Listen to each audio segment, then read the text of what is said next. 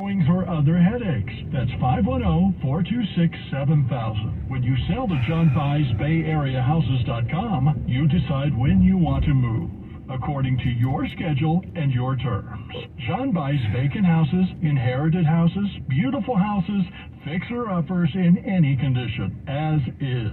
John buys BayAreaHouses.com provides you the easiest sell possible and assists you in every step of the way. If you want to sell and have any questions, please call 510-426-7000. That's 510-426-7000 and get the offer you have been waiting for. KCBS News Time 9/11. The Secret Service reportedly knew of a social media account that had threatened House Speaker Nancy Pelosi 2 days before the January 6th insurrection at the U.S. Capitol, but did not notify Capitol Police about the threat until the insurrection was underway. The government watchdog group Citizens for Responsibility and Ethics in Washington has posted an email online written by a Secret Service intelligence research specialist stating that the agency had identified a social media threat directed toward House Speaker Nancy Pelosi on January 4th, 2021. A Secret Service spokesman confirmed to the Chronicle that the email posted by the group was authentic. The account had been flagged by the Secret Service because it had posted a specific threat against then-President-elect Biden. The spokesman, noting that Pelosi does not have Secret Service protection, says the U.S. Capitol Police conduct their own surveillance of threats against members of Congress and were likely following the same information the Secret Service had. A Los Angeles man accused of battery in an incident outside SoFi Stadium that sent a San Francisco's 49ers fan to the hospital has pleaded not guilty. Brian Fuentes claims he slugged Oakland a group of people near the stadium. Luna was knocked to the ground and hit his head on the pavement. He was in a medically induced coma for a month following the altercation. This happened on January 30th as the Rams and 49ers were squaring off to decide which team would go to Super Bowl 56, a game that eventually was won by the Rams. KCBS News Time 9:13. Sports is coming up in just 2 minutes. Did you know that on average, teachers spend over $750 a year out of their own pockets for classroom supplies?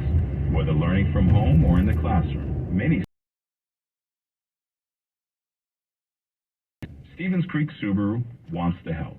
This August, through the Subaru Loves Learning initiative, Stevens Creek Subaru is partnering with adoptaclassroom.org. Our goal is to provide students and schools in need the tools to help them learn and grow in the classroom. Stevens Creek Subaru and Subaru of America have a proud history of supporting education, helping Subaru to donate over 277,000 science books to schools in the past 4 years alone.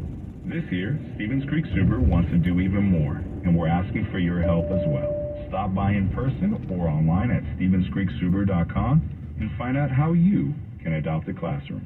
Located on Stevens Creek Boulevard, just off of Winchester near Santana Row, or StevensCreekSubaru.com. Buckle up and drive safely. I'm Bob Burke, founder and chairman of Burke America Parts Group, a family of brands that includes RepairClinic.com, an appliance and HVAC parts solution company that's grown into an international brand. Before AmericanEagle.com, we partially launched a new technology platform developed by another firm. American Eagle helped take our technology to a whole new level with digital marketing, software development, and business insights into our key markets, appliances, HVAC, and outdoor power equipment, and did so both on time and on budget. AmericanEagle.com has the resources, experience, and talent needed to produce solutions. Our new technology platform, developed by AmericanEagle.com, has produced tremendous results with higher traffic, conversion, engagement, and online revenue. If you have any home repairs you need to take care of, check us out at RepairClinic.com. If you need a world-class website or technology project, then I would highly recommend AmericanEagle.com. Call AmericanEagle.com at 773-NETWORK. That's AmericanEagle.com, 773-NETWORK. Coming up on KCBS, what are the chances you could have COVID and not know it? We'll take a look on today's Ask an Expert. But first up, we're going to check the sports line over at the Bay Area Chevy Dealer Sports Desk. Is Joe Hughes. What's going on with Deshaun Watson? Yeah, we've got some NFL news. The league and the NFL Players Association today have reached an agreement to settle the disciplinary case with the Browns quarterback Deshaun Watson. He's going to be suspended 11 games and pay a fine of just $5 million. Watson makes $46 million a year, so this fine really just a drop in the bucket. He faced allegations of sexual misconduct from 26 women dating back to the time of the Houston Texans, and he settled nearly all of those cases outside of court.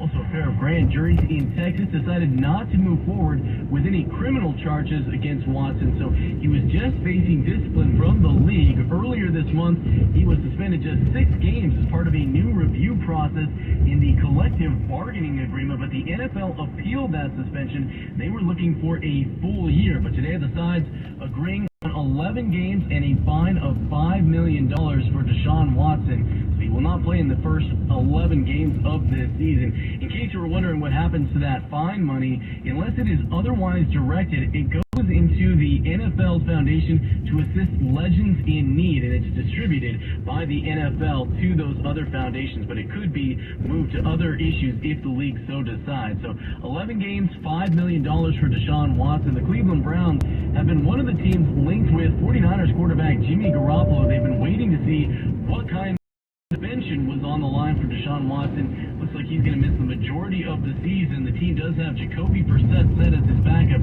but they may start to have more interest in Jimmy Garoppolo as they get closer towards the start of the regular season. From the sports desk, Joe Hughes, KCBS.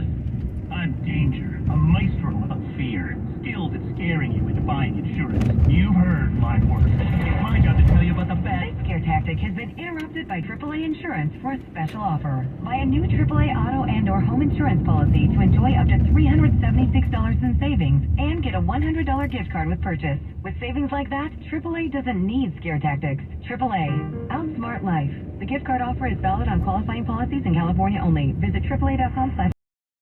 When you want something great, you probably don't want to wait for it, right? I mean, you might even be waiting in traffic right now, and, well, how enjoyable is that? Well, Xfinity has a great new offer on fast internet right now. You'll get unlimited internet with gig speed and supersonic Wi-Fi, too. And get this, there's no annual contract required, no equipment fees, and a 2-year internet rate guarantee. Plus, it even comes with a free Flex 4K streaming box. And it's all just $50 a month when you add Xfinity Mobile with unlimited data, a price that is truly jaw-dropping. The Xfinity Supersonic Bundle. Well, don't wait. Visit Xfinity.com/gig, call 1-800-XFINITY, or visit a store to learn more today. Limited time offer. Restrictions apply. Requires paperless billing and auto pay. New gigabit internet customers only. Xfinity Mobile requires post-pay Xfinity internet. After 24 months, regular rates apply to all services and devices. Looking for a fulfilling career with growth opportunities? Enjoy paid training, medical benefits, and earn close to $40 per hour within 3 years. Apply today to become a VTA bus operator and excel with providing VTA customers a great experience. Start your journey. Visit VTA.org/point-A and apply today. KCBS News and, KCBS Traffic and Weather Time is what I was trying to say, sponsored by Santa Clara Valley Transportation Authority. Kim Wonderly is in your local Honda dealer's traffic center, and she begins again at the San Mateo Bridge. The backup is really growing here, Melissa. There's a crash on westbound 92 approaching the high-rise section of the San Mateo Bridge. Bridge crews tell us it is blocking, and traffic is backed up about 3 miles already, at least 2.5 miles of solid stop and go, but slow traffic begins about 3 miles before the crash site. Again, that's before you get to the high-rise, so this is a bit of a time waster now if you're trying to get to the peninsula. If the Dumbarton's a good option for you, that looks great. No delay at the tolls. It flows very well to the peninsula, but of course getting there a bit slow. Southbound 880, we still have pockets of slowing here. The Chilton Auto Body collision cam sees from about Highway 92 through Union City into Fremont. There was an earlier accident down by Automall Parkway. It's long gone now, but it's left that whole corridor a bit slower than usual.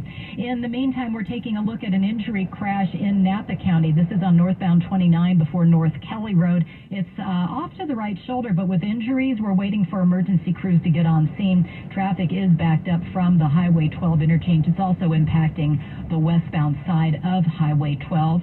And then westbound 80, we're starting to shake loose now that that crash that was in San Pablo has cleared. But West 80 still slow in pockets from Hercules as you make your way down into San Pablo. Another slow stretch from El Cerrito down to about Gilman and Berkeley is present before things loosen up, heading toward the MacArthur Interchange and the Bay Bridge.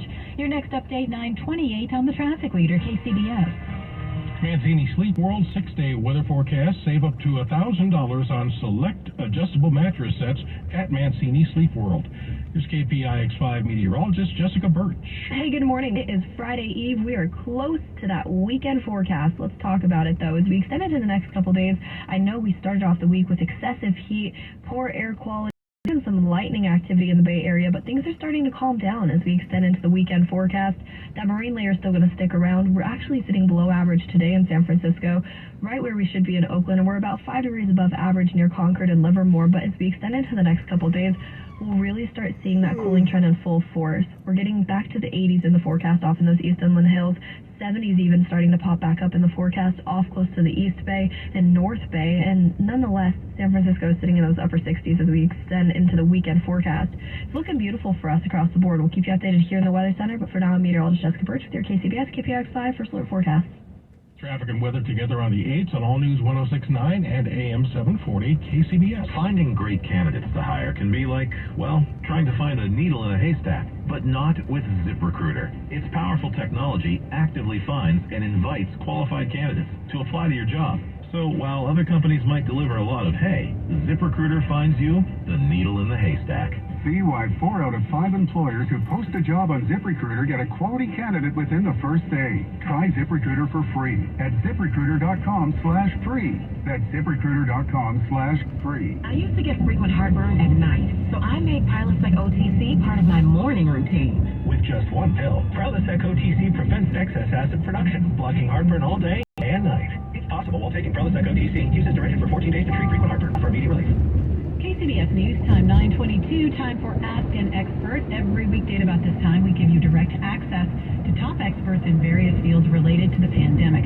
Today, we'll take a look at how likely it is to have a case of COVID and not even know it. To answer that question and your questions, we're joined live on the KCBS Ring Central Newsline by Dr. Amish Adalja, Senior Scholar at the Johns Hopkins Center for Health Security. And if you have a question you'd like answered, please email us at askus@kcbsradio.com.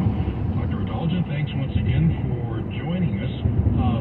Are you seeing cases, or are doctors seeing cases of people who do have COVID and just are not aware of it? That's definitely been a phenomenon that has been present since the very beginning of the pandemic, and I think it's become increasingly so as more and more people have immunity, so cases tend to be less severe. For example, I'm working in a hospital right now as I'm speaking to you, and we will often test patients that are getting admitted, and some of them are being admitted for some other reason, and we test them, and they're positive. They have no symptoms at all. So that is definitely the case that this virus can cause very mild symptoms or even no symptoms, and people are completely unaware that they are infected with the virus. Is there any difference in the number of asymptomatic cases from variant to variant, or does it really have more to do with people having a little bit of immunity because they've previously been infected or vaccinated? I think it's the latter. The more the virus is infecting people that have infection-induced immunity or vaccine-induced immunity, the less likely they are to have symptoms. So it may not have to do anything with the specific variant, but more with who's getting infected. And the variants are just kind of a coincidence that this is all happening much more commonly with Omicron, but how the population looks in terms of the immunity rather than the actual variant. So you don't know you have COVID, but are you still contagious? Individuals can be contagious even with no symptoms or minimal symptoms at all, and that's really advantageous to a virus. The less the virus makes you, the easier it is for it to transmit when it's a respiratory virus, because if you're out and about not knowing that you're contagious, you're going to interact with people, and that's what the virus will take advantage of. That's something that respiratory viruses do very well. Things being equal, and what I mean by that is that a healthy person has an asymptomatic case of COVID, gives it to another healthy person, not somebody who's elderly, not somebody who's immunocompromised. Is that person also likely to have a very mild case or an asymptomatic case? It's hard to predict who's going to have an asymptomatic case and who's not. But what we can say is a healthy healthy person is unlikely to have severe COVID, especially if they're vaccinated. But just because somebody had an asymptomatic case and passed it on to somebody doesn't mean that person will have an asymptomatic case. Curious, you are asymptomatic for COVID, for the normal symptoms we associate with the disease. Are you still, is it still possible that you get long COVID? It's increasingly unlikely. I think there have been some reports of people who didn't know they were infected that developed long COVID. But in general, I think people have some level of symptoms. I think the more severe your infection is, the more likely you are to have long COVID, and that may have to do with viral loads and other variables. But I think we still don't know enough about the risk factors for long COVID and also why it occurs from a physiology standpoint to be able to say anything definitive. What does this mean, especially the very mild cases of COVID that may present like a common cold? What does this mean in terms of testing? Just a case in point, I'll talk about myself. I had 2 colds in the wintertime. I took so many COVID tests, ended up getting PCR tests, and they all came back negative. Every time they get sick? I think it's important to know what's making you sick. And I think that the fact that we have home tests makes it really easy to test yourself for COVID. But I think I don't know exactly what the best practice will be, but you don't want somebody that's sick, even if mild symptoms are occurring. I think if you've got access to home tests, why not use them? I wish we had home tests for influenza and other respiratory viruses too, so people could know what they're sick with. But I think that even if it's an asymptomatic case, or even if it's a very mild case, there's a high likelihood, given what's going on in the world right now, that it's and you don't want to be spreading that. Dr. Adalja, Dr. Walensky, CDC acknowledged that the agency fell down during the pandemic, and she announced a reorganization. What are your thoughts about that? I really give her credit for acknowledging what's happened with the CDC through 2 successive administrations. Not all of this was under her watch. Some of it was under Dr. Redfield's watch. I think that's the first step. And I do think that the CDC does need to really recalibrate. This is a place which I consider hallowed ground, where real enormous giants of infectious disease once walked. And what we've seen is it's become this bureaucratic agency that is kind of held captive by politicians, where they answer less to the science and less to clinicians and local and public health who they're there to support, but more to the president and to the HHS secretary. And everything is embedded in a bureaucratic process that doesn't allow it to be as responsive to the people that it needs to be. And it's really horrible when it's happening during an emergency situation. So I think that this is welcome news. Hopefully they're able to do this. I think the CDC needs to be independent. It needs to be reinvigorated because it is the health agency in the world. All right, Doctor, we are going to put you on hold for just 1 second while we take a look at our KCBS traffic. We've got this issue on the San Mateo Bridge, and we're going to get an update from Kim in your local Honda dealer's traffic center. And unfortunately, it's gotten a bit worse. CHP has now issued a traffic advisory, which generally means it's going to take a lot longer to clear than they had hoped. I'm not sure what the complications might be, but there are definitely 3 cars involved, Melissa. It's westbound San Mateo Bridge. Before you get to the high-rise, that left lane is obstructed traffic. Picking up not quite to the toll plaza, but as soon as you get over the water from the toll plaza, you're going to see the brake lights ahead, and it's relentless all the way out to this area before the high-rise. Dunbarton Bridge looks like a great alternate if you're able to get over that way to the peninsula. Your next update, 9:38 on the traffic leader, KCBS.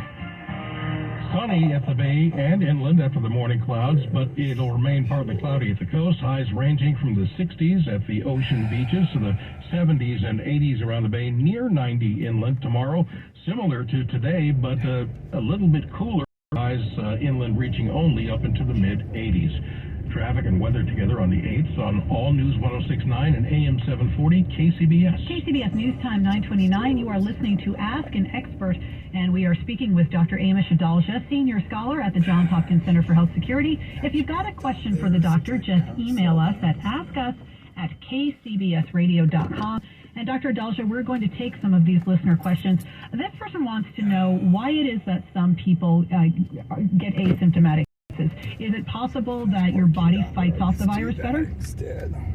It's definitely something to do with your immune system. And part of that might be because you're vaccinated, that you're boosted, or it could be because you've had hybrid immunity because you're vaccinated, plus you had natural infection. But we even saw this early on in the pandemic where some people just didn't have symptoms, and that may be because the immunity that they may have from infections with other coronaviruses may have some.